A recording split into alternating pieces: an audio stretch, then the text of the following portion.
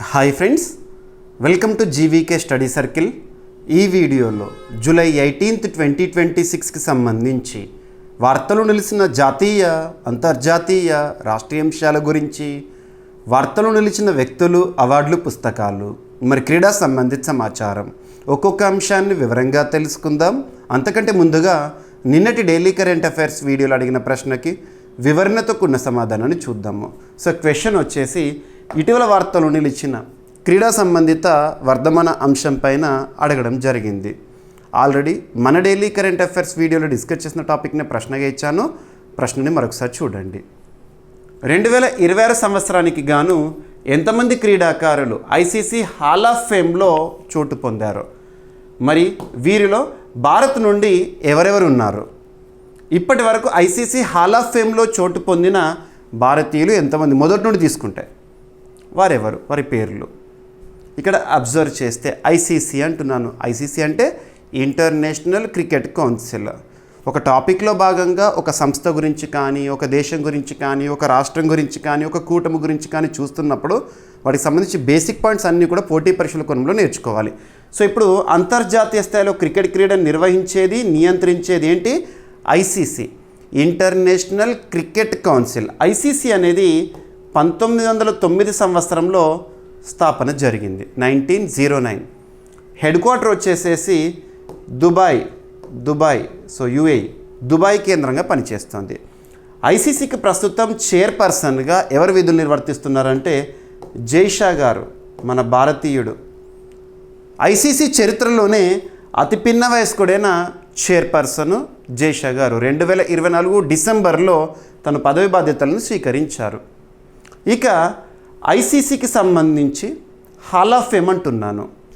Hall of fame, ICC hall of ఫేమ్ని ఎప్పుడు ప్రారంభించింది అంటే 2009 సంవత్సరంలో ప్రారంభించింది.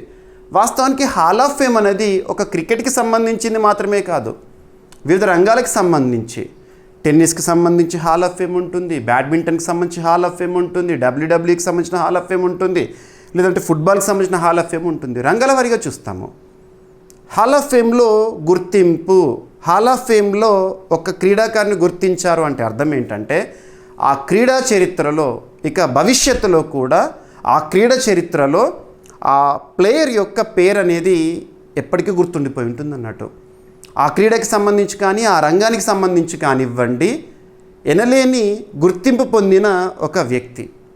మరి ఇక్కడ అబ్జర్వ్ చేస్తే ఐసీసీ హాల్ ఆఫ్ ఫేమ్లో 2026 సంవత్సరానికి గాను ముగ్గురిని గుర్తించడం జరిగింది. ముగ్గురు ప్లేయర్స్కి హాల్ ఆఫ్ ఫేమ్లో చోటిచ్చింది ఐసీసీ, ఇంటర్నేషనల్ క్రికెట్ కౌన్సిల్. ఆ ముగ్గురు ప్లేయర్స్ ఎవరంటే టీమిండియాకి సంబంధించి మాజీ కెప్టెన్ ఎవరు? సౌరవ్ గంగూలీ, దాదా అంటాము. సో గంగూలీ. నెక్స్ట్ వచ్చేసేసి ఇంకొక Indian player, women's cricketer Anjum Chopra, పేరు గుర్తుంచుకోండి, అంజుమ్ చోప్రా. భారత మహిళా క్రికెట్లో తనకంటూ ప్రత్యేక గుర్తింపు పొందిన మాజీ క్రీడాకారిణి, 100 వన్డేలు ఆడిన మొట్టమొదటి భారతీయ మహిళా క్రికెట్ క్రీడాకారిణి. ఓకేనా? మరియు వన్డేల్లో 1000 పరుగులు సాధించిన మొట్టమొదటి భారతీయ మహిళా క్రికెటర్. ఓకేనా? ఇకపోతే ఇంకొక ప్లేయర్, విదేశీయుడు, ఇంగ్లాండ్ జట్టులో సభ్యుడు, ఒకప్పుడు మాజీ క్రీడాకారుడు. తనెవరంటే కెవిన్ పీటర్సన్. ఈ ముగ్గురు పర్సన్స్ ఎవరైతే ఉంటారో వీరిని ఐసీసీ హాల్ ఆఫ్ ఫేమ్లో ఈ సంవత్సరానికి గాను గుర్తించడం జరిగింది. మరి ఇప్పటి వరకు ఐసీసీ హాల్ ఆఫ్ ఫేమ్లో చోటు పొందిన భారతీయ క్రికెటర్లు ఎంతమంది? మహిళలు, పురుషులు మొత్తం కలిపితే ఎంతమంది అంటే 13కు చేరింది సంఖ్య. 12వ వ్యక్తిగా గంగూలీ, 13వ వ్యక్తిగా Anjum Chopra. ICC hall of ఫేమ్లో ఇప్పటివరకు చోటు పొందిన భారతీయ క్రీడాకారుల సంఖ్య 13కు చేరింది. 12, 13. వారి పేర్లు ఏంటని కూడా ఎగ్జామినేషన్లో అడగవచ్చు. ఓకేనా? సో ఈ సంవత్సరానికి సంబంధించి లేదా 2026 ఇండక్టీస్ ముగ్గురు. ఓకేనా? సో ఇంటర్నేషనల్ క్రికెట్ కౌన్సిల్ 2026 జూలైలో స్కాట్లాండ్లోని ఎడిన్బర్గ్లో రీసెంట్గా జరిగిన వార్షిక సమావేశంలో భారతదేశం నుంచి అంజుమ్ చోప్రాని మరియు కెవిన్ పీటర్సన్ని ఐసీసీ హాల్ ఆఫ్ ఫేమ్లో చేర్చింది, మరియు దాదా సౌరవ్ గంగూలీ గారి పేరుని. ఓకేనా? సో అంజుమ్ చోప్రా, డయానా ఎడుల్జీ, నీతూ డేవిడ్ తర్వాత ఐసీసీ హాల్ ఆఫ్ ఫేమ్లో చోటు దక్కించుకున్న 3వ భారతీయ మహిళా క్రికెటర్. అలాగే మొత్తం తీసుకుంటే భారతదేశం తీసుకుంటే 13వ వ్యక్తి, మన భారతదేశం నుంచి ఐసీసీ హాల్ ఆఫ్ ఫేమ్లో 13వ వ్యక్తి. ఓకేనా? రైట్. ఇక వీరి చేరికతో సౌరవ్ గంగూలీ, అంజుమ్ చోప్రా, కెవిన్ పీటర్సన్ ఈ సంవత్సరానికి సంబంధించి ఇండక్టీస్ కదా, వీరి చేరికతో హాల్ ఆఫ్ ఫేమ్లో మొత్తం చేరిక అనేది 125కు చేరింది. అంటే వీళ్ళు క్రికెట్ చరిత్రలో వారికంటూ ప్రత్యేక గుర్తింపు పొందిన క్రీడాకారులు అన్నట్టు. ఓకేనా? ఇక అంజుమ్ చోప్రా గారు 1995 నుంచి 2012 వరకు భారత మహిళల జట్టుకి ప్రాతినిధ్యం వహించారు. 100 వన్డేలు ఆడిన తొలి భారతీయ మహిళా క్రికెటర్, 1000 వన్డే పరుగులు చేసిన తొలి భారత మహిళా క్రికెటర్. ఓకేనా? రైట్. ఎనఫ్ ఐసీసీకి సంబంధించిన basic points. Hall of fame అనే ఇనిషియేటివ్ని ఎప్పుడు స్టార్ట్ చేశారు? క్రికెట్కి సంబంధించి, అంటే 2009. అంతర్జాతీయ క్రికెట్కు విశిష్ట సేవలు అందించిన దిగ్గజ క్రికెటర్లను సత్కరించే ఒక గౌరవమే ఐసీసీ హాల్ ఆఫ్ ఫేమ్. మరి ఇప్పటి వరకు ఈ జాబితాలో భారతదేశం నుంచి మొత్తం 13 మంది గుర్తింపు పొందారు కదా ఇండక్టీస్. వాళ్ళు ఎవరెవరంటే బిషన్ సింగ్ బేడీ గారు, సునీల్ గవాస్కర్, కపిల్ దేవ్, అనిల్ కుంబ్లే, రాహుల్ ద్రావిడ్, సచిన్ టెండూల్కర్, విను మాంకడ్, డయానా ఎడుల్జీ, వీరేంద్ర సెహ్వాగ్, నీతూ డేవిడ్, మహేంద్ర సింగ్ ధోని, సౌరవ్ గంగూలీ, అంజుమ్ చోప్రా. గుర్తుపెట్టుకోండి. ఓకేనా? క్రికెట్కి సంబంధించి మనం తప్పనిసరిగా ప్రశ్నలను ఎక్స్పెక్ట్ చేసి తీరాల్సిందే. ఓకేనా? ఇది ఇంపార్టెన్స్ ఉన్న ఒక టాపిక్. ఇక ఈరోజు ఫస్ట్ టాపిక్ వచ్చేసి సైన్స్ అండ్ టెక్నాలజీలో భాగంగా మనం అబ్జర్వ్ చేయాల్సిన టాపిక్. అభ్యర్థులకు మరొకసారి చెప్తున్నాను, కరెంట్ అఫైర్స్ని ఒక సింగిల్ సబ్జెక్ట్లా చూడకండి. కరెంట్ అఫైర్స్ అనేది జనరల్ స్టడీస్లో భాగంగా ఈచ్ అండ్ ఎవ్రీ సబ్జెక్ట్ వైజ్గా వస్తున్న అప్డేటెడ్ ఇన్ఫర్మేషన్గా చూడండి. Polity, economy, geography, history, S N T, environment and etcetera అలా. మరి ఇక్కడ అబ్జర్వ్ చేస్తే సైన్స్ అండ్ టెక్నాలజీలో కాంటెంపరీ టాపిక్. ఈరోజు మీరు చూస్తుంటారు, జూలై 18 డేట్ గుర్తుంచుకోవాలి. సైన్స్ అండ్ టెక్నాలజీలో భాగంగా ముఖ్యంగా స్పేస్ రిలేటెడ్ టాపిక్స్ ఏవైతే ఉంటాయి, అంతరిక్ష ప్రయోగాలకు సంబంధించి చూస్తున్నప్పుడు డేట్ కూడా గుర్తుంచుకోవాలి. ఈరోజు జూలై 18, జూలై 18, 2026. ఈరోజు ఉదయము 11:30 గంటల సమయంలో ఒక అద్భుతాన్ని మనం చూడడం జరిగింది. ఆ అద్భుతం ఏంటంటే భారతదేశంలో మొట్టమొదటి ప్రైవేట్ ఆర్బిటాల్ క్లాస్ రాకెట్ ప్రయోగం విజయవంతం. దీనికి సంబంధించి వివరాలను తెలుసుకునే ముందు కొంత కాన్సెప్ట్ నేర్చుకుందాము. భారత ప్రభుత్వము 2020 సంవత్సరంలో ఇన్స్పేస్ని ప్రారంభించింది. భారత ప్రభుత్వం ఇన్స్పేస్ అంటే ఫుల్ ఫామ్ ఏంటి, యాక్రోనిమ్ ఏంటంటే Indian National Space Promotion and Authorization Centre, INSPACe. దీని యొక్క ఉద్దేశం ఏంటంటే భారతదేశంలో అంతరిక్ష రంగంలో ప్రైవేట్ స్పేస్ స్టార్టప్స్ని ప్రోత్సహించడము. భారతదేశంలో అంతరిక్ష రంగంలో ఇస్రో సాధిస్తున్న ఘనతలకి తోడు ప్రైవేట్ స్పేస్ స్టార్టప్స్ని ప్రోత్సహించడమే ఇన్స్పేస్ యొక్క ఉద్దేశము. మరి ఇన్స్పేస్ యొక్క ప్రోత్సాహం ఫలితంగా కనబడిందా అంటే ద బెస్ట్ ఎగ్జాంపుల్ చెప్పొచ్చు. 2022 సంవత్సరం నవంబర్ 18 రోజు, నేను చెప్పాను కదా డేట్స్ గుర్తుంచుకోవాలని, 2022 సంవత్సరం నవంబర్ 18 రోజున హైదరాబాద్ కేంద్రంగా పనిచేస్తున్న స్కైరూట్ ఏరోస్పేస్ అనే ఒక స్పేస్ స్టార్టప్ ప్రైవేట్ సంస్థ, ఈ సంస్థ సాధించిన ఘనత భారతదేశంలోని మొట్టమొదటి ప్రైవేట్ రాకెట్ ప్రయోగం, సబార్బిటాల్ రాకెట్ ప్రయోగం. అప్పుడు చూసాం మనం విక్రమ్ ఎస్ అని, ఆ మిషన్కి పెట్టుకున్న పేరు ప్రారంభ మిషన్, అవన్నీ చూసాము. ఈ ఘనత సాధించడం వెనుక ఉన్నది ఇన్స్పేసే. మరి ఇన్స్పేస్ యొక్క హెడ్ క్వార్టర్ ఎక్కడ? అహ్మదాబాద్ ఎక్కడ? గుజరాత్ రాష్ట్రంలో ఉంది. పవన్ కుమార్ గోయంకా గారు ప్రస్తుతం ఇన్స్పేస్కి చీఫ్. ఇకపోతే స్కై రూట్ ఏరోస్పేస్ అన్నాను కదా, స్కై రూట్ ఏరోస్పేస్ గురించి మనము ఎప్పుడు చూసాము, ముఖ్యంగా సాధించిన ఘనత 2022 నవంబర్ 18 భారతదేశంలోనే తొలి ప్రైవేట్ రాకెట్ ప్రయోగం విజయవంతం. ఆ రాకెట్ యొక్క ప్రత్యేకత ఏంటంటే సబార్బిటాల్ క్లాస్ రాకెట్ విక్రమ్ ఎస్ ప్రారంభ మిషన్. పక్కన పెడితే ఇప్పుడు ఈరోజు జూలై 18, 2026 రోజు మరొక అద్భుతాన్ని సృష్టించింది. ఇక్కడ కూడా సూపర్లేటివ్ టాపికే. భారతదేశంలోనే మొట్టమొదటి private rocket orbital class orbit rocket విజయవంతంగా ప్రయోగం. మరి భారతదేశంలో అంతరిక్ష రంగంలో రాకెట్ల ప్రయోగం అనగానే మనకి ఏ ప్రాంతం గుర్తొస్తుంది? మన తిరుపతిలోని షార్ కేంద్రం, శ్రీహరికోట అంట కదా, అక్కడి నుండి విజయవంతమైన ప్రయోగము. ఓకేనా? సో ఇక్కడ అబ్జర్వ్ చేస్తే ఈ పాయింట్స్ని మీరు ఫోకస్ చేయండి. ఇందులో స్కోప్ ఉపగ్రహాన్ని పంపించడం జరిగింది. మరియు కొన్ని శిల్పాలు, చిన్న చిన్న శిల్పాలు ప్రముఖులకు సంబంధించి, అబ్దుల్ కలాం గారికి సంబంధించి కానివ్వండి, విక్రమ్ సారాభాయ్ గారికి సంబంధించి కానివ్వండి, సివి రామన్ గారికి సంబంధించి కానివ్వండి, మరి దాంతోపాటు భారత ప్రధాని నరేంద్ర మోదీ గారి ప్రత్యేక సందేశాన్ని కూడా నింగిలోకి పంపడం జరిగింది సింపుల్గా.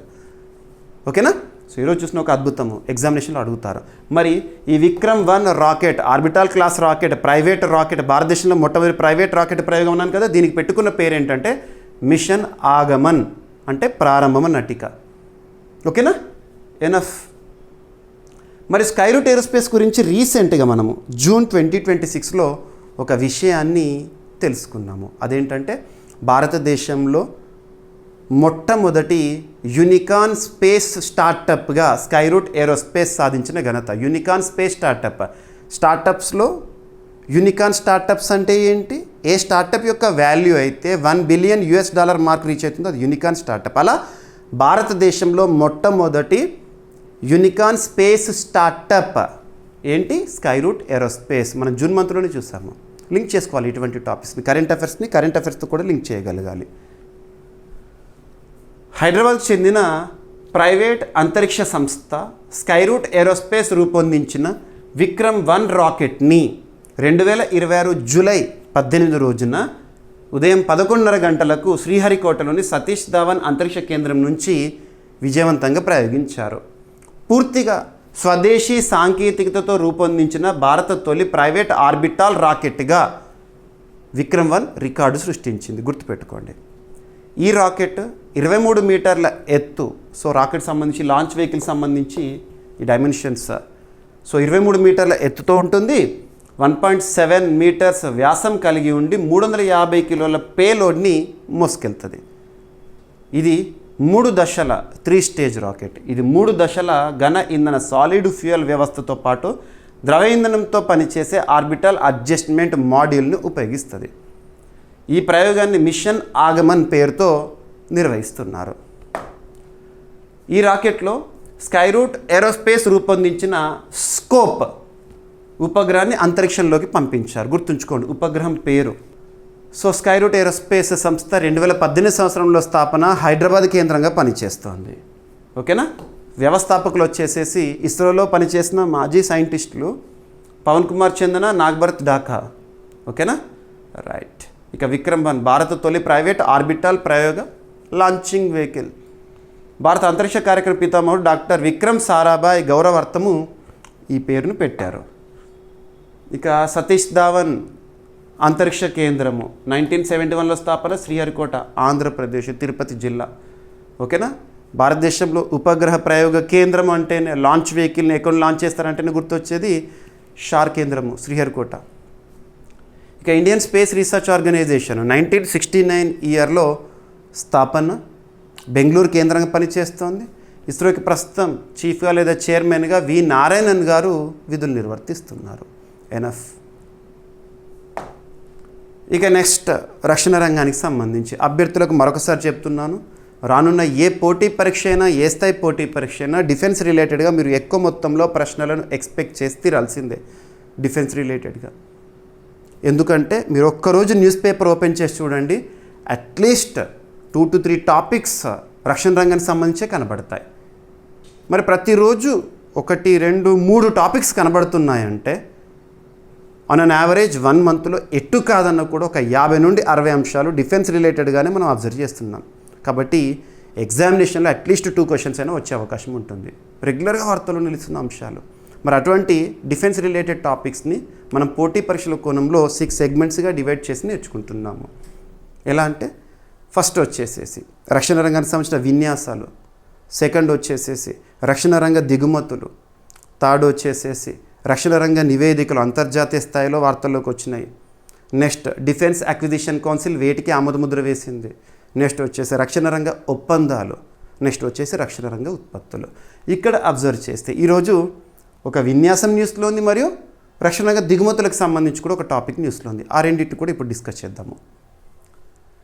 వార్తలు నిలిచిన ఒక విన్యాసం, ఏదైనా ఒక విన్యాసం గురించి చూస్తున్నప్పుడు ఆ విన్యాసానికి సంబంధించిన బేసిక్ పాయింట్స్ వేటిపైన ఫోకస్ చేయాలంటే ఆ విన్యాసం యొక్క పేరేంటి, ఆ విన్యాసంలో పాల్గొనే దేశాలు మరియు దేశాల సంఖ్య. ఎక్కువ మొత్తంలో అనుకోండి 15-20 దేశాలు అయితే అన్ని దేశాల పేర్లు గుర్తుంచుకోవాల్సిన అవసరం లేదు. బహుళ దేశాల విన్యాసం అంటే చాలు. నెక్స్ట్ వచ్చేసి ఆ విన్యాసంలో భారత్ పాల్గొంటే భారత్ యొక్క ప్రత్యేకత, మరియు త్రివిధ దళాల్లో ఆ విన్యాసము ఎవరికి సంబంధించింది, త్రివిధ దళాల్లో ఆర్మీకి సంబంధించిందా, నేవీకి సంబంధించిందా, ఎయిర్ ఫోర్స్కి సంబంధించిందా, మరియు ఈ సంవత్సర విన్యాసానికి ఆతిథ్య ప్రాంతం లేదా ఆ విన్యాసాన్ని నిర్వహించే ఆతిథ్యం ఇచ్చే దేశం ఇది. నెక్స్ట్ వచ్చేసేసి చరిత్రలో మొదటిసారి ఆ పేరుతో విన్యాసము ఎప్పుడు ఏ సంవత్సరంలో స్టార్ట్ అయింది. ఎనఫ్. ఇక్కడ అబ్జర్వ్ చేస్తే వార్తలో నిలిచిన విన్యాసం పేరు వచ్చేసేసి పిచ్ బ్లాక్. విన్యాసం పేరు వచ్చేసేసి pitch black, exercise pitch black. మరి ఎప్పుడు జరుగుతుంది అంటే ఇది షెడ్యూల్ అఫీషియల్. ఆ విన్యాసంలో పాల్గొనడానికి భారతదేశం నుంచి ఇప్పటికే రఫేల్ యుద్ధ విమానాలు ఆస్ట్రేలియాకి రీచ్ అయినాయి. జూలై 20వ తేదీ అంటే ఎల్లుండి నుండి ప్రారంభమయ్యే విన్యాసం జూలై 20వ తేదీ నుంచి ఆగస్టు 7 వరకు 2026 జూలై 20 నుంచి ఆగస్టు 7 వరకు జరగబోయే ఒక విన్యాసమే పిచ్ బ్లాక్ విన్యాసము. ఇందులో దాదాపు 20 దేశాలు పాల్గొంటాయి. 20 దేశాలు పాల్గొంటాయి. మరి 20 దేశాలకు సంబంధించి ఏ దళం పాల్గొంటుంది? త్రివిధ దళం అంటే ఆర్మీ, నేవీ, ఎయిర్ ఫోర్స్. వీటికి సంబంధించి ఎవరు పాల్గొంటారంటే ఎయిర్ ఫోర్స్, వైమానిక దళం. ఎయిర్ ఫోర్స్ గుర్తుంచుకోండి, వైమానిక దళం అంటే భారతదేశం నుంచి కూడా వైమానిక దళము పార్టిసిపేట్ చేయడానికి వెళ్ళింది. ఓకేనా? మరి ఎక్కడ జరుగుతుంది? వెన్యూ వచ్చేసి Royal Australian air force bases, Australia ఆతిథ్యంలో జరిగే ఒక విన్యాసం. ఆస్ట్రేలియా నిర్వహిస్తుంది పిచ్ బ్లాక్ విన్యాసాన్ని. ఎనఫ్. ఈ పాయింట్ చూడండి. భారత వైమానిక దళం, ఇండియన్ ఎయిర్ ఫోర్స్ చీఫ్గా ప్రస్తుతం ఎవరున్నారు? ఎయిర్ మార్షల్ ఏపీ సింగ్ గారు. ఇండియన్ ఎయిర్ ఫోర్స్ 2026 జూలై 17న పిచ్ బ్లాక్ 2026 విన్యాసాల్లో పాల్గొనేందుకు ఆస్ట్రేలియా చేరుకుంది. భారత బృందంలో 4 రఫేల్ యుద్ధ విమానాలు, 2 C-17 గ్లోబ్మాస్టర్ 3 రవాణా విమానాలు, 120 మందికి పైగా వైమానిక సిబ్బంది ఉన్నారు. ఓకేనా? పిచ్ బ్లాక్ విన్యాసం అనేది జూలై 20th రోజున ప్రారంభమవుతుంది, ఆగస్టు 7 వరకు ఆస్ట్రేలియా ఆతిథ్యంలో జరుగుతుంది. ఈ విన్యాసాలను ఎవరు నిర్వహిస్తారో రాయల్ ఆస్ట్రేలియన్ ఎయిర్ ఫోర్స్, ఆస్ట్రేలియాకి సంబంధించిన వైమానిక దళం వారు నిర్వహిస్తారు. ఓకేనా? రైట్. ఈ విన్యాసాల్లో రఫేల్ యుద్ధ విమానాలతో భారత వైమానిక దళం తొలిసారిగా పాల్గొంటుంది. ఈ విన్యాసాల్లో సుమారు 20 దేశాలు, 100 వరకు యుద్ధ విమానాలు, 2500 మందికి పైగా సిబ్బంది పాల్గొంటారు. ఇందులో అధునాతన వైమానిక యుద్ధ శిక్షణ, పరస్పర కార్యాచరణ విన్యాసాలు మరియు 5th జనరేషన్ F-35 స్టెల్త్ యుద్ధ విమానాలతో సంయుక్త విన్యాసాలు అనేవి నిర్వహిస్తారంట. ఎనఫ్.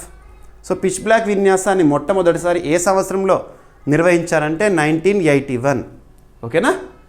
రైట్. ఇండో పసిఫిక్ ప్రాంతంలో అతిపెద్ద బహుళ దేశాల వైమానిక యుద్ధ విన్యాసాల్లో ఒకటి ఈ పిచ్ బ్లాక్. ఓకేనా?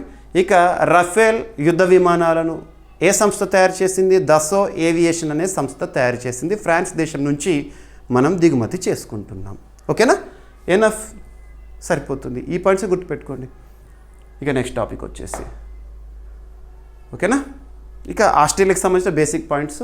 ఆస్ట్రేలియా క్యాపిటల్ వచ్చేసి Canberra, Australia currency Australian dollar, Australia ప్రధానమంత్రిగా యాంథోనీ అల్బనీస్ గారు ఉన్నారు. రీసెంట్గా భారత ప్రధాని నరేంద్ర మోదీ గారు జూలై పర్యటన ఆస్ట్రేలియా దేశానికి సంబంధించి చూసాం. 3 దేశాల పర్యటనలో భాగంగా ఇండోనేషియా, ఆస్ట్రేలియా, న్యూజిలాండ్. ఓకేనా, రైట్. ఇక C-17 ఇది రవాణా విమానం. దీన్ని అమెరికాకు సంబంధించి బోయింగ్ సంస్థ తయారు చేస్తుంది. మనం అమెరికా నుండి దిగుమతి చేసుకున్నాము. ఓకేనా. సో నెక్స్ట్ టాపిక్ వచ్చేసి ఇండియన్ నేవీకి మరో MH-60R సీహాక్ హెలికాప్టర్ అందజేత. రక్షణ రంగానికి సంబంధించి ఇక్కడ అబ్జర్వ్ చేస్తే మనకు త్రివిధ దళాలు ఉన్నాయి. Indian army, Indian navy, Indian air force. మరి రక్షణ రంగ అవసరాలు తీర్చుకోవడంలో భాగంగా మనం వివిధ దేశాల నుండి దిగుమతులను చేపడుతున్నాం. ఇంపోర్ట్స్, డిఫెన్స్ ఇంపోర్ట్స్ అంటాము. ఇక్కడ అబ్జర్వ్ చేస్తే అగ్రదేశం అమెరికా నుండి మనం ఏమేమి దిగుమతి చేసుకున్నాం రక్షణ రంగానికి సంబంధించి డిఫెన్స్ ఇంపోర్ట్స్ ఏంటి అంటే పోసిడాన్ 8i నిఘా విమానము. ఇండియన్ నేవీలో సేవలు అందిస్తుంది నిఘా విమానం పోసిడాన్ 8i. దాంతోపాటు Apache, Chinook, MH-60 Romeo helicopters ఏ దేశం నుంచి? అమెరికా నుండి మనం దిగుమతి చేసుకుంటున్నాము. దాంతోపాటు హర్పూన్ మిసైల్స్ అంటే అమెరికా గుర్తుకు రావాలి. సిగ్ సావర్ తుపాకులు అమెరికా నుండి. ఇలా చెప్పుకుంటూ పోతే చాలా. ఇక నెక్స్ట్ వచ్చేసి ఫ్రాన్స్ దేశం నుంచి మనము రక్షణ రంగ అవసరాలు తీర్చుకోవడంలో భాగంగా ఏమేమి దిగుమతి చేసుకుంటున్నామంటే దసో ఏవియేషన్ అనే సంస్థ తయారు చేసిన రఫేల్ యుద్ధ విమానాలు, మిరాజ్ 2000 యుద్ధ విమానాలు. ఓకేనా, ఇవి గుర్తుపెట్టుకోండి. ఇకపోతే స్పెయిన్ దేశం నుంచి C-295 విమానాలను. ఇకపోతే ఇజ్రాయెల్ నుండి హెరాన్ డ్రోన్స్ని, స్కై స్ట్రైకర్ లేదా సూసైడ్ డ్రోన్స్ని, నెగెవ్ తుపాకులను మనం దిగుమతి చేసుకుంటున్నాం. ఇక రక్షణ రంగానికి సంబంధించి మన భారతదేశానికి లార్జెస్ట్ డిఫెన్స్ పార్ట్నర్ ఎవరు అంటే రష్యా. మన భారతదేశానికి లార్జెస్ట్ డిఫెన్స్ పార్ట్నర్ రష్యా దేశము. బ్రాహ్మోస్ క్షిపణులు అనగానే భారత్ రష్యా సంయుక్త తయారీ గుర్తుకు రావాలి. ఇక S-400 missile system, AK rifles, ఇలా చెప్పుకుంటూ పోతే చాలా. ఆల్మోస్ట్ మన రక్షణ రంగ దిగుమతుల్లో మోర్ దెన్ 50% రష్యా నుంచే మనము. ఇక పక్కన పెడితే ఇటువంటి టాపిక్ డిఫెన్స్ రిలేటెడ్ ఇంపోర్ట్స్ గురించి చూస్తున్నాం. మనం ఏం ఇంపోర్ట్ చేసుకున్నాం, ఏం దిగుమతి చేసుకున్నాం, ఏ దేశం నుంచి, త్రివిధ దళాల్లో ఏ దళంలో అది సేవలు అందిస్తుంది, ఈ 3 పాయింట్లు చూడాలి. MH-60 రోమియో హెలికాప్టర్ ఏ దేశం దిగుమతి చేసుకుంటాం? అమెరికా నుంచి. మరి రీసెంట్గా ఒక కొత్త హెలికాప్టర్ని మనం దిగుమతి చేసుకున్నాము, ఇండియన్ నేవీలో కమిషన్ చేస్తాము, సేవలు అనేది ప్రారంభోత్సవము. ఓకేనా, అదే ఇక్కడ. ఇక త్రివిధ దళాలకు సంబంధించి ఇండియన్ ఆర్మీకి సంబంధించి ప్రస్తుతం ఆర్మీ చీఫ్గా ధీరజ్ సేత్ గారు ఉన్నారు. నేవీకి సంబంధించి కృష్ణ స్వామినాథన్ గారు ఉన్నారు. ఎయిర్ ఫోర్స్ సంబంధించి ప్రస్తుతం ఎయిర్ మార్షల్ AP సింగ్ గారు ఉన్నారు. త్రివిధ దళాలకు సంబంధించి సమన్వయ అధికారి CDSగా NS రాజసుబ్రహ్మణ్య గారు ఉన్నారు. ఓకేనా, ఇక స్క్రిప్ట్ చూద్దాము. భారత నౌకాదళానికి 2026 జూలైలో కొచ్చిలో మరో MH-60 రోమియో MH-60R సీహాక్ హెలికాప్టర్ని అందజేశారు. MH-60R helicopter. దీంతో అమెరికా నుంచి కొనుగోలు చేసిన 24 హెలికాప్టర్లు 21 హెలికాప్టర్లు ఇప్పటికే భారత నావికా దళానికి అందించడం జరిగింది. ఇండియన్ నేవీలో సేవలు ఇవి. మిగిలిన 3 హెలికాప్టర్లు ఈ ఇయర్ ఎండింగ్ లోపల వచ్చేస్తాయంట. MH-60R సీహాక్ అనేది జలాంతర్గామి నిరోధక యుద్ధం, ఉపరితల యుద్ధం, శోధన రక్షణ, ప్రత్యేక సైనిక కార్యకలాపాల కోసం ఉపయోగించే బహుళ ప్రయోజన నౌకాదళ హెలికాప్టర్. నౌకాదళ లేదా ఇండియన్ నేవీలో మల్టీపర్పస్గా సేవలు అందిస్తున్న ఒక advanced helicopter MH-60R Seahawk helicopter అంటాము. ఓకేనా, రైట్. భారత్ 2020 ఫిబ్రవరిలో అమెరికా విదేశీ సైనిక విక్రయాల కార్యక్రమం కింద 24 MH-60R హెలికాప్టర్ల కొనుగోలు ఒప్పందం కుదుర్చుకుంది. ఈ హెలికాప్టర్ల కొనుగోలు కోసం భారత్ అమెరికాతో ఏ సంవత్సరంలో ఒప్పందం కుదుర్చుకుంది, ఒప్పందం యొక్క విలువ ఎంత? 2020 సంవత్సరంలో జరిగిందట ఒప్పందము ఇండియా అమెరికా మధ్య. ఒప్పందం యొక్క విలువ వచ్చేసేసి సుమారు $2.6 బిలియన్ అమెరికన్ డాలర్స్. 2024 మార్చిలో ఈ హెలికాప్టర్లను ఇండియన్ నావల్ ఎయిర్ స్క్వాడ్రన్ 334లో INS గరుడ కొచ్చిలో అధికారికంగా చేర్చారు. 2024లో ఫస్ట్ టైం కమిషనింగ్. ఓకేనా, రైట్. ఇక 2025 డిసెంబర్లో ఈ హెలికాప్టర్ల నిర్వహణ అంటే మెయింటెనెన్స్, విడి భాగాలు మరియు కార్యాచరణ కోసం 7,995 కోట్ల రూపాయల విలువైన నిర్వహణ ఒప్పందాన్ని కుదుర్చుకున్నారు. ఓకేనా. MS-60R సీహాక్ హెలికాప్టర్ని తయారు చేసే సంస్థ ఏదంటే అమెరికాకు చెందిన లాక్హీడ్ మార్టిన్ అనే సంస్థ. ఓకేనా. ఎనఫ్.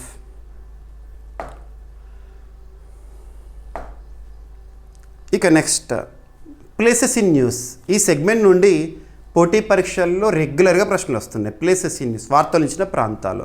ఆ ప్రాంతాలు ఏదైనా కానివ్వండి, విపత్తు సంబంధిత అంశంతో వార్తల్లోకి వచ్చిన, లేదా ఏదైనా ఒక ప్రాంతం వివాదాస్పదమై వార్తల్లోకి వచ్చిన, అంటే కాంట్రవర్సీతో న్యూస్లోకి వచ్చిన చూడాల్సిందే. లొకేషన్ని చూడాలి. మీకు ఎటువంటి టాపిక్ చెప్పినప్పుడు ఖచ్చితంగా లొకేషన్ చూపిస్తున్నాను.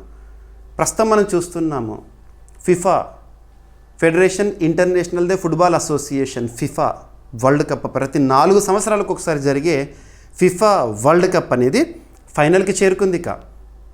Final match Argentina versus Spain. Argentina defending champion 2022 సంవత్సరంలో ఫ్రాన్స్పై టైటిల్ గెలుపొందింది. ఇప్పుడు డిఫెండింగ్ ఛాంపియన్గా అర్జెంటీనా బరిలోకి దిగుతోంది స్పెయిన్ పైన. మరి అర్జెంటీనా ఫైనల్లోకి రావడానికి సెమీఫైనల్ మ్యాచ్ ఉంది కదా, ఎవరితో ఆడింది? ఇంగ్లాండ్తో ఆడింది. ఇంగ్లాండ్ ఫుట్బాల్ జట్టుతో ఆడింది. ఆ మ్యాచ్ ముగిసిన తర్వాత వాస్తవానికి ఆ మ్యాచ్ చివరి నిమిషాల్లో అర్జెంటీనా అద్భుతమైన 2 గోల్స్ను సాధించింది. ఇక ఫైనల్లో రావడం జరిగింది. మ్యాచ్ ముగిసిన తర్వాత వాస్తవం చెప్పాలంటే ఆ మ్యాచ్లో కూడా కొన్ని కాంట్రవర్సీస్ చూసాం మనము. ఇంగ్లాండ్కి సంబంధించి ఒక ప్లేయర్ అర్జెంటీనా కెప్టెన్ మెస్సీని దూషించడం కానివ్వండి, అర్జెంటీనా ప్లేయర్ని కొట్టడం కానివ్వండి, ఇవన్నీ కూడా జరిగినాయి. కాంట్రవర్సీ చాలా జరిగింది. ఈ సందర్భంలోనే అర్జెంటీనా ప్లేయర్స్ ఆ విజయోత్సాహంలో ఫైనల్కి వచ్చామన్న సంబరంలో ఒక బ్యానర్ చూపించారు. ఒక వస్త్రంపై రాసున్న సెంటెన్స్ ఏంటంటే, ఒక దీవులకు సంబంధించి ఫాక్లాండ్ దీవులు మావే, మావే అంటే అర్జెంటీనావే అని చెప్పేసి చూపించడం అనేది కొంత వివాదాస్పదమైంది. ఎందుకంటే క్రీడా ప్రపంచంలో రాజకీయాలకు తెరలేపారు అని చెప్పేసి ఫిఫా కూడా దీనిపైన ప్రత్యేకంగా కమిటీ వేసేసి చూస్తున్నారు. అసలు ఏం జరిగింది, ఏంటి, అసలు క్రీడల్లోకి రాజకీయాలు ఎందుకు అని చెప్పేసి పక్కన పెడితే.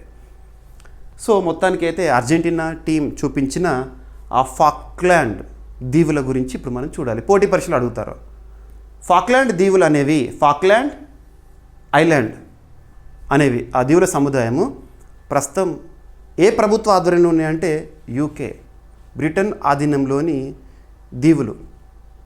బ్రిటన్ సంబంధించి ఓవర్సీస్ టెరిటరీ అని చెప్పొచ్చు. ఓకేనా.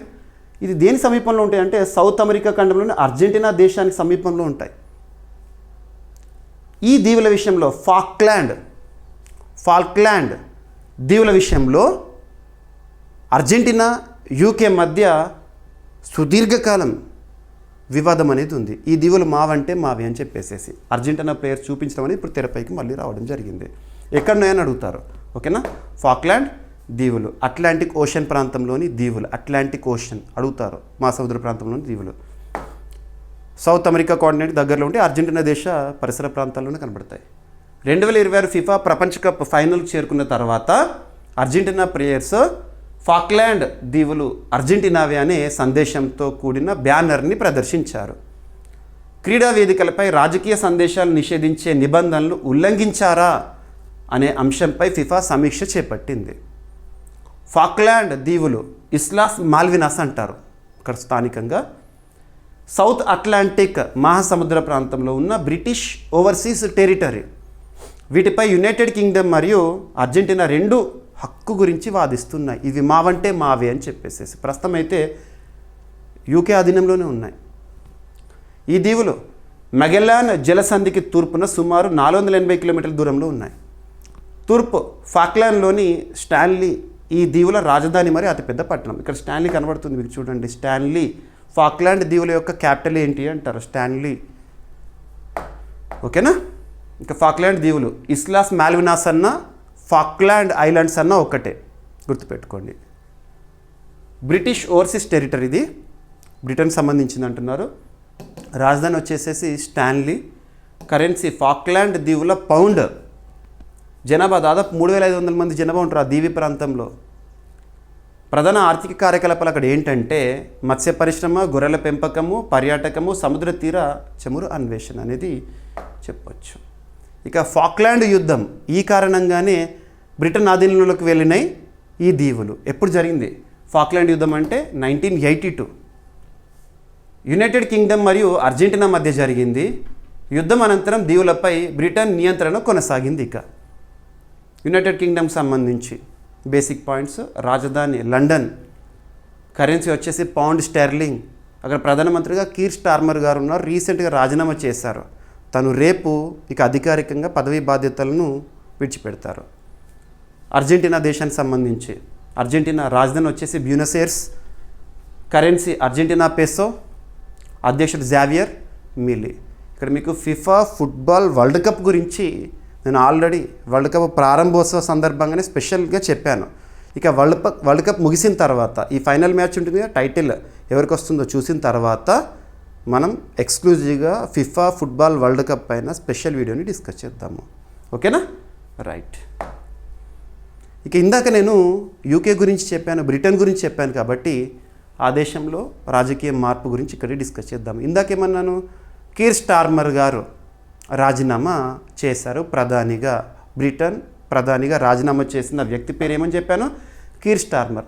తన స్థానంలోకి లేబర్ పార్టీకి చెందిన మరొక నాయకుడు ప్రధాని బాధ్యతలను స్వీకరించనున్నారు. ఈ నెల జూలై 20వ తేదీన బాధ్యతలు స్వీకరించనున్న యాండీ బర్న్హామ్, పేరు గుర్తుంచుకోండి, యాండీ బర్న్హామ్ ఏ దేశానికి నూతన ప్రధానిగా రీసెంట్గా ఎన్నికయ్యారు. ఓకేనా? సో తన యొక్క పార్టీ ఏంటి? Labour party. అభ్యర్థులు గుర్తుపెట్టుకోండి. 2024 సంవత్సరంలో గ్రూప్స్ ఎగ్జామినేషన్స్ జరుగుతున్నప్పుడు తెలుగు రాష్ట్రాల్లో గ్రూప్స్ ఎగ్జామినేషన్ జరిగినాయి, తెలంగాణలో జరిగినాయి. ఆ సందర్భంగా వార్తల్లో వ్యక్తులపైన ఒక ప్రశ్న అడిగారు. ఇటీవల శ్రీలంక అధ్యక్షుడిగా గెలుపొందిన అనురకుమార దిశనాయకే ఏ రాజకీయ పార్టీకి చెందిన నేత అని. ఆ కోణంలో కూడా మనం చూడాలి. గత పోటీ పరీక్షల ప్రశ్నపత్రాలను ఆధారంగా చేసుకుని మనం ప్రిపరేషన్ కొనసాగించాలి. మరి మీరు అబ్జర్వ్ చేయండి, ఇటీవల కాలంలో ఏదైనా ఒక దేశానికి సంబంధించిన ప్రధాని కానివ్వండి, నూతన అధ్యక్షుడు కానీ వార్తల్లో ఉంటే వాళ్ళ పార్టీ గురించి కూడా నేను చెప్తున్నాను. ఇక్కడ బ్రిటన్కి సంబంధించి పార్టీ ఏంటి? Labour party. లేబర్ పార్టీకి సంబంధించిన నాయకుడే కొత్త ప్రధాని. ఓకేనా? కీర్ స్టార్మర్ కూడా అదే party. యాండీ Burnham United Kingdom labour party కొత్త నాయకుడిగా ఎన్నికయ్యారు. ఆయన 2026 జూలై 20న ఎల్లుండి కీర్ స్టార్మర్ స్థానంలో యునైటెడ్ కింగ్డమ్ ప్రధానమంత్రిగా బాధ్యతలు చేపట్టనున్నారు. లండన్లో రీసెంట్గా జరిగిన ప్రత్యేక లేబర్ పార్టీ సమావేశంలో ఆయనను పార్టీ నాయకుడిగా ప్రకటించారు. యునైటెడ్ కింగ్డమ్ క్యాపిటల్ వచ్చేసేసి లండన్, కరెన్సీ పౌండ్ స్టెర్లింగ్, ఆ దేశాధిపతి Charles three. Britain democratic country, ప్రజాస్వామ్య దేశమే కానీ గణతంత్ర దేశం కాదు. అంటే అర్థం ఏంటి? ఆ దేశాధినేత రాజు, ఇంకా కూడా దేశాధినేత రాచరిక వ్యవస్థ ఉంది కాబట్టి అది గణతంత్ర దేశం కాదు కానీ ప్రజాస్వామ్య దేశమే. ఓకేనా? రైట్. ఇక నెక్స్ట్ ఇందాకే ఒక దేశానికి సంబంధించి నూతన ప్రధాని అనే టాపిక్ చూసాం కాబట్టి ఇక్కడే ఇంకొకటి కూడా ఈరోజు వార్తల్లో నిలిచిన ఒక అంశము లిథువేనియా దేశానికి సంబంధించి. సో లిథువేనియా అంటే ఐరోపా ఖండంలోని ఒక దేశము, యూరప్ కాంటినెంట్లో ఒక దేశము లిథువేనియా. లాత్వియా, లిథువేనియా చూస్తాం కదా మనం. సో లిథువేనియా దేశానికి కొత్త ప్రధానమంత్రి వచ్చారు. తన పేరు ఏంటంటే మిండోగాస్ సింకెవిచియస్. పేరు గుర్తుంచుకోండి, టంగ్ ట్విస్టర్ లాగానే ఉంటుంది, తప్పదు ఫారెన్ పేర్లు. ఓకేనా? మిండోగాస్ సింకెవిచియస్ ఏ దేశానికి నూతన ప్రధానిగా వచ్చారు ప్రమాణ స్వీకారంతో అంటే లిథువేనియా. ఓకేనా? అండ్ ఏదైనా ఒక దేశం గురించి చూపించినప్పుడు ఖచ్చితంగా మీకు మ్యాప్ పాయింటింగ్ అనేది చెప్తున్నాను. ఏ ఖండంలో ఉంది, ఎక్కడ ఉంది, క్యాపిటల్ ఏంటి, కరెన్సీ ఏంటి, ఈ points basics. Lithuanian social democratic party నాయకుడు మిండోగాస్ సింకెవిచియస్ 2026 జూలైలో లిథువేనియా 20వ ప్రధానమంత్రిగా ప్రమాణ స్వీకారం చేశారు. తను Lithuania parliament Lithuanian social democratic party ప్రభుత్వ మేనిఫెస్టోకు ఆమోదం తెలిపిన అనంతరం ఆయన ప్రధానిగా చేశారు. ఇప్పుడు తన ఆ నూతన ప్రధాని యొక్క పార్టీ ఏమంటున్నాను? Political party Lithuanian social democratic party, గుర్తుపెట్టుకోండి. ఓకేనా? రైట్. మరి ఎవరి స్థానంలో ఇతను ప్రధానమంత్రిగా వచ్చారంటే రీసెంట్గా 2026 జూలై 14న పదవికి రాజీనామా చేసిన ఇంగా రుగ్నినే స్థానంలో తను నూతన ప్రధానిగా రానున్నారు. ఓకేనా? రైట్. ఎనఫ్. ఇక లిథువేనియాకి సంబంధించిన బేసిక్ పాయింట్స్. రాజధాని వచ్చేసి విల్నియస్, లిథువేనియా రాజధాని విల్నియస్. కరెన్సీ యూరో, అంటే యూరోజోన్లో ఒక దేశము. యూరోజోన్లో మొత్తం ఎన్ని దేశాలున్నాయి? 21 దేశాలున్నాయి. యూరోపియన్ యూనియన్లో 27 సభ్య దేశాలు, యూరోజోన్లో 21 సభ్య దేశాలు. 21 సభ్య దేశం 2026 జనవరి 1వ తేదీన బల్గేరియా 21 సభ్య దేశం, గుర్తుపెట్టుకోండి. ఇక ప్రస్తుతం లిథువేనియా అధ్యక్షుడిగా ఎవరున్నారు? ఇప్పుడు నేను ప్రధానమంత్రి గురించి చెప్పాను కదా, అధ్యక్షుడు ఎవరున్నారంటే గిటనాస్ నౌసెడా. పేర్లు అన్నీ అలాగే ఉంటాయి లిథువేనియాలో, ఓకేనా. ఇక లిథువేనియా దేశం విషయానికి వస్తే యూరోపియన్ యూనియన్లో మెంబరు. యూరోపియన్ యూనియన్ 27 సభ్య దేశాలు, అందులో ఒకటిది. నెక్స్ట్ నాటోలో 32 సభ్య దేశాలు ఉంటే అందులో ఒకటి లిథువేనియా. నెక్స్ట్ యూరోజోన్ 21 సభ్య దేశాలు ఉంటే అందులో ఒకటి లిథువేనియా. ఎనఫ్. ఇక నెక్స్ట్ నీతి ఆయోగ్కి సంబంధించిన ఒక రిపోర్ట్. పోటీ పరీక్షల్లో రిపోర్ట్స్, ఇండిసెస్, ర్యాంకింగ్స్ వీటిపైన రెగ్యులర్గా ప్రశ్నలు అడుగుతున్నారు. మరి ఇక్కడ అబ్జర్వ్ చేస్తే నీతి Aayog, national institution for transforming India, నీతి ఆయోగ్ 2015 సంవత్సరం జనవరి 1వ తేదీన అప్పటివరకు పనిచేసిన ప్రణాళిక సంఘం స్థానంలో అమల్లోకి వచ్చింది. 2015 జనవరి 1న. నీతి ఆయోగ్ అనేది రాజ్యాంగబద్ధం కాదు, చట్టబద్ధం కాదు. మరి ఎలా ఏర్పాటైందంటే కేంద్ర మంత్రిమండలి తీర్మానం ఆధారంగా ఏర్పడే పనిచేసిన ఒక అడ్వైజరీ బాడీ. మీరు పోటీ పరీక్షల్లో ప్రశ్నపత్రంలో కోఆపరేటివ్ ఫెడరలిజం అని, థింక్ ట్యాంక్ అనే పదాన్ని కానీ చూసిండ్రనుకోండి, NITI Aayog is the answer maximum. మరి నీతి ఆయోగ్కి ఎక్స్ అఫిషియో చైర్పర్సన్గా ప్రైమ్ మినిస్టర్ ఆఫ్ ఇండియా ఉంటారు, ప్రస్తుత ప్రధాని నరేంద్ర మోదీ గారు. ఆ తర్వాత స్థానం వైస్ చైర్పర్సన్ ప్రస్తుతం ఎవరున్నారు? అశోక్ కుమార్ లాహిరి గారు. తను వెస్ట్ బెంగాల్ రాష్ట్రానికి చెందిన వ్యక్తి. రీసెంట్గా నియామకంలో చూసాం మనము. ఇక నీతి ఆయోగ్ సీఈఓగా నిధి చిబ్బర్ గారు ఉన్నారు, సీనియర్ రిటైర్డ్ ఆఫీసర్, ఐఏఎస్, మాజీ ఐఏఎస్ అధికారిని నిధి చిబ్బర్ గారు, ఓకేనా. ఇకపోతే నీతి ఆయోగ్లో ప్రస్తుతం 7 ఫుల్ టైం మెంబర్స్ ఉన్నారు. ఆ ఫుల్ టైం మెంబర్స్ పేర్లను కూడా రీసెంట్గా చాలాసార్లు మీకు నేను రివిజన్ చేశాను. మరి అటువంటి నీతి ఆయోగ్ రీసెంట్గా విడుదల చేసిన ఒక రిపోర్ట్. ఆ రిపోర్ట్ దీనికి సంబంధించి అంటే భారతదేశంలో బయో ఎకానమీకి సంబంధించి, ఓకేనా. గణాంకాలు గుర్తుపెట్టుకోండి. 2047 నాటికి, 2047 అంటే వికసిత్ భారత్, మన భారతదేశానికి స్వాతంత్రం వచ్చి 100 సంవత్సరాల అద్భుత గడియలను చూడబోతున్న సందర్భం ఎప్పుడు? 2047. అప్పటికి భారత బయో ఎకానమీ $2.6 ట్రిలియన్ చేరుతుందని నీతి ఆయోగ్ అంచనా వేస్తుంది. డైరెక్ట్ ఈ హెడ్డింగ్ పైనే ఎగ్జామినేషన్లో క్వశ్చన్ అడుగుతారు ఖచ్చితంగా, ఓకేనా. So NITI Aayog, national institution for transforming India ప్రకారం భారత బయో ఎకానమీ 2035 నాటికి $691 బిలియన్ అమెరికన్ డాలర్లకు, అలాగే 2047 నాటికి $2.6 ట్రిలియన్ అమెరికన్ డాలర్లకు చేరుకొనుందంట. 2047 నాటికి 3 కోట్లకు పైగా ఉన్నత నైపుణ్య ఉద్యోగాలు సృష్టి అవుతాయని నివేదిక అంచనా వేసింది. భారత్ ప్రపంచంలోని అగ్రగామి 3 బయోటెక్నాలజీ దేశాల్లో ఒకటిగా నిలుస్తుందని ఈ రిపోర్ట్ చెప్తుంది. నీతి ఆయోగ్ రీసెంట్గా bio economy, India's bio economy పైన విడుదల చేసిన గణాంకాలు ఇది కూడా ఇంపార్టెంట్. పునరుత్పాదక జీవ వనరులను ఉపయోగించి ఆహారం, ఇంధనం, పారిశ్రామిక ఉత్పత్తులు మరియు ఇతర జీవాధారిత ఉత్పత్తులను తయారు చేసే ఆర్థిక వ్యవస్థను బయో ఎకానమీ అంటారు. బయో ఎకానమీ అంటే ఏంటట? సో పునరుత్పాదక జీవ వనరులను ఉపయోగించి ఫుడ్, ఆహారము, ఇంధనం, ఎనర్జీ, పారిశ్రామిక ఉత్పత్తులు మరియు ఇతర జీవాధారిత ఉత్పత్తులను తయారు చేసే ఆర్థిక వ్యవస్థనే బయో ఎకానమీ అంటారు. బయో ఎకానమీ డెఫినేషన్ ఇది. 2047 లక్ష్యాన్ని సాధించేందుకు దేశవ్యాప్తంగా సమన్వయ కార్యాచరణ ప్రణాళిక అవసరమని నివేదిక సూచించింది. మరి నివేదిక ప్రకారం సిఫార్సులు ఏంటంటే మంత్రిత్వ శాఖల మధ్య డిఫరెంట్ మినిస్ట్రీస్ ఉన్నాయి కదా ప్రభుత్వంలో, సాధికార సమన్వయ కమిటీలు ఏర్పాటు చేయాలంట. వేగవంతమైన అనుమతుల కోసము నియంత్రణ సంస్కరణలు, రీఫార్మ్స్ కావాలంట. బయోసైన్స్ నాయకత్వం మరియు నైపుణ్యాభివృద్ధి బలోపేతము, 50,000 కోట్ల రూపాయల బయో ఎకానమీ నిధి ఏర్పాటు చేయాలని సూచన చేసింది నీతి ఆయోగ్.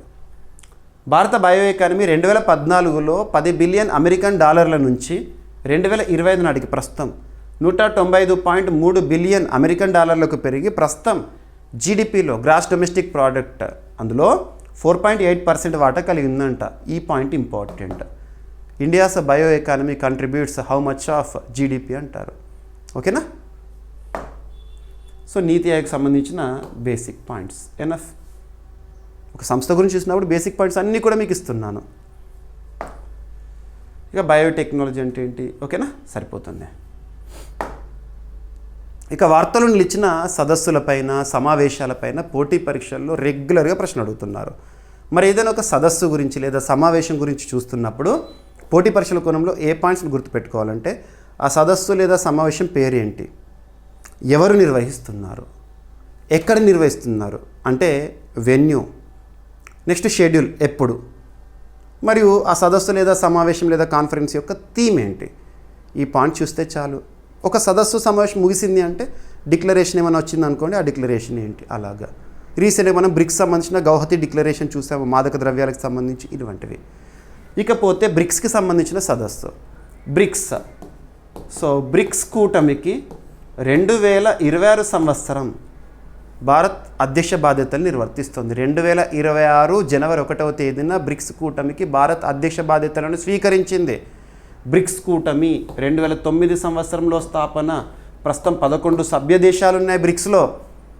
మరి బ్రిక్స్కి సంబంధించి భారత్ ఇచ్చిన థీమ్, భారత్ ఇచ్చిన పిలుపు ఈ జనవరి 2020లో భారత్ బ్రిక్స్ సంబంధించిన అఫీషియల్ లోగోని భారత్ సంబంధించి రిలీజ్ చేసింది. మరియు భారత్ ఆతిథ్యం అధ్యక్షత కాబట్టి థీమ్ని కూడా రిలీజ్ చేసింది.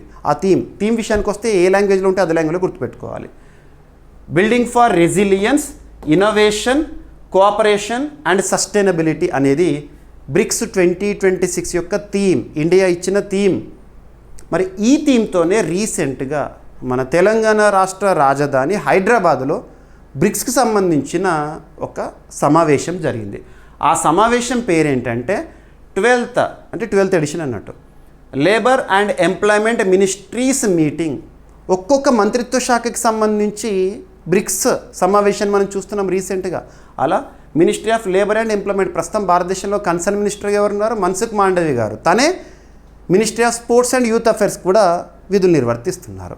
సో బ్రిక్స్ దేశాలకు సంబంధించి, బ్రిక్స్ 11 దేశాలనే కదా, ఆ 11 దేశాలకు సంబంధించి ఈ మినిస్ట్రీస్ ఎవరైతే ఉంటారో వారు ఇక్కడికి వచ్చి హాజరయ్యారు. జూలై 15th, జూలై 16th 2 రోజుల పాటు హైదరాబాద్ ఆతిథ్యంలో జరిగింది. ఓకేనా, right, enough.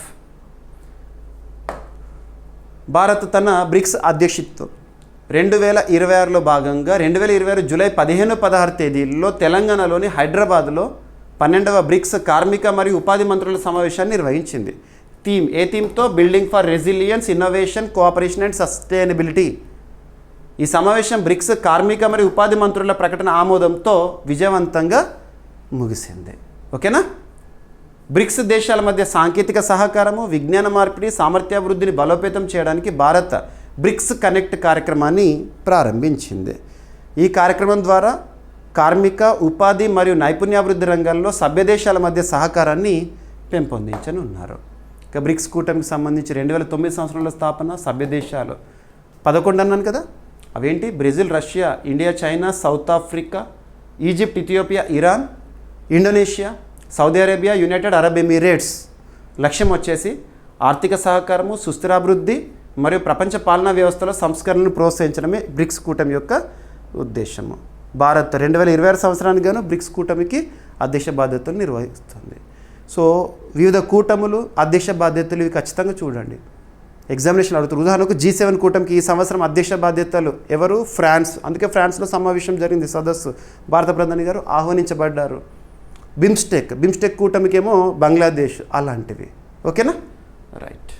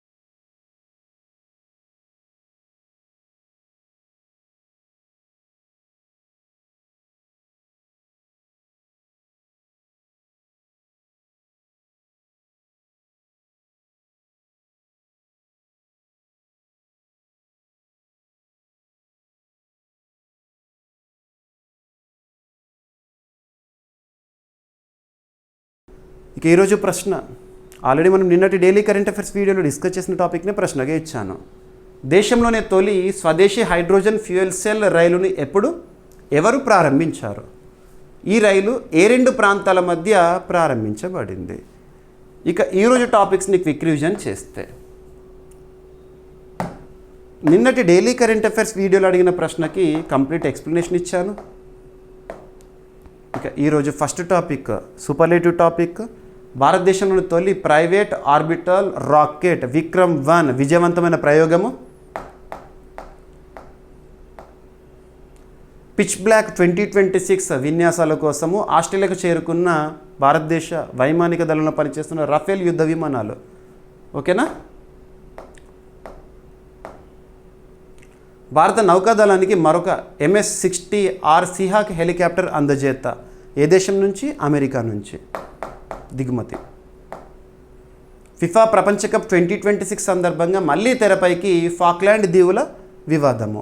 So Britain Argentina మధ్య వివాదాస్పద ప్రాంతం అని చెప్పొచ్చు. యూకే లేబర్ పార్టీ కొత్త నాయకుడిగా ఆండీ బర్న్హామ్ ఎన్నిక. తను ఎల్లుండి జూలై 20వ తేదీన బాధ్యతలు స్వీకరిస్తారు కీర్ స్టార్మర్ గారి స్థానంలో. లిథువేనియా కొత్త ప్రధానమంత్రిగా మిండోగాస్ గారు ప్రమాణ స్వీకారం చేశారు. 2047 నాటికి భారత బయో ఎకానమీ $2.6 ట్రిలియన్ చేరుతుందని నీతి ఆయోగ్ అంచనా. ఒక రిపోర్ట్ విడుదల. ఈ గణాంకాలన్నీ గుర్తుపెట్టుకోండి, అడుగుతారు. 12th ఎడిషన్ బ్రిక్స్ కార్మిక మరియు ఉపాధి మంత్రుల సమావేశానికి భారత ఆతిథ్యము. భారత అధ్యక్షతన హైదరాబాద్ తెలంగాణలో జరిగిన సమావేశము. అమృత్ భారత్ స్టేషన్ పథకం కింద 75 పునర్వ్యవస్థీకరించిన రైల్వే స్టేషన్ను ప్రారంభించిన భారత ప్రధాని నరేంద్ర మోదీ గారు. భారత తొలి ఏఐ సమీకృత వర్టికల్ యూనివర్సిటీ క్యాంపస్ చెన్నైలో ప్రారంభం. కొలెస్ట్రాల్ నియంత్రణకు తొలి మాత్రకు అమెరికా FDA ఆమోదం. వైట్ ర్యాబిట్ సాంకేతికత ఆధారిత భారత ప్రామాణిక కాల పంపిణీ నెట్వర్క్ని ప్రారంభించిన ప్రహ్లాద్ జోషి గారు. ప్రత్యేకత ఏంటి? Parivartan scheme. Parivartan full form ఏంటి? ఏ మంత్రిత్వ శాఖ పరిధిలో మార్గదర్శకాలు విడుదల మరియు ఏ మంత్రిత్వ శాఖ పరిధిలో అమలు. తెలంగాణలో తొలి వన్యప్రాణుల ఎకో బ్రిడ్జ్ నిర్మాణం ఏ నేషనల్ హైవే పైన అంటారు? National highway 61. ఈ ఎకో బ్రిడ్జ్ యొక్క ప్రత్యేకత ఏంటి? ఇక ఈరోజు ప్రశ్న, దేశంలోనే తొలి స్వదేశీ హైడ్రోజన్ ఫ్యూయల్ సెల్ రైలును ఎవరు ప్రారంభించారు? ఈ రైలు ఏ రెండు ప్రాంతాల మధ్య ప్రారంభించబడింది? సో ఇవి ఫ్రెండ్స్ ఈరోజు వార్తలు నిలిచిన మనం కరెంట్ అఫైర్స్లో భాగంగా డిస్కస్ చేసిన టాపిక్స్. ప్రతి టాపిక్ని కూడా పోటీ పరీక్షల కోణంలో డిస్కస్ చేశాను.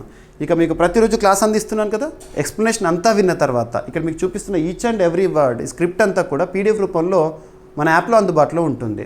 So GVK study circle app. So GVK study circle app ఇప్పటివరకు ఇన్స్టాల్ చేసుకొని ఎవరెవరైనా ఉంటే ఈరోజు ఇన్స్టాల్ చేసుకోండి. అందులో CA 360 2026 కోర్సులో కంప్లీట్ వీడియో, ఈరోజు క్లాస్ ఏదైతే కంప్లీట్ వీడియో ఉంటుంది ప్రతిరోజు కూడా. సో క్లాస్ ఎక్స్ప్లెనేషన్ సంబంధించిన PDF తెలుగు మీడియం అభ్యర్థుల కోసం తెలుగులో ఉంటుంది, ఇంగ్లీష్ మీడియం అభ్యర్థుల కోసం ఇంగ్లీష్లో ఉంటుంది. ఇక మంత్ ముగియగానే monthly round of videos segment వైజ్గా 20 వీడియోస్ ఉంటాయి ఒక్కొక్క సెగ్మెంట్ సంబంధించిన కరెంట్ అఫైర్స్. మరియు monthly magazine, 1 liner current affairs, special videos. ఓకేనా? సో ఇవన్నీ కూడా మన CA 360 కోర్సులో ఉంటాయి. ఇక ఏమైనా మిస్లేనియస్ టాపిక్స్ ఉంటే రేపటి క్లాస్లో జోడించి డిస్కస్ చేద్దాము. రేపు మళ్ళీ కలుద్దాం. Thank you.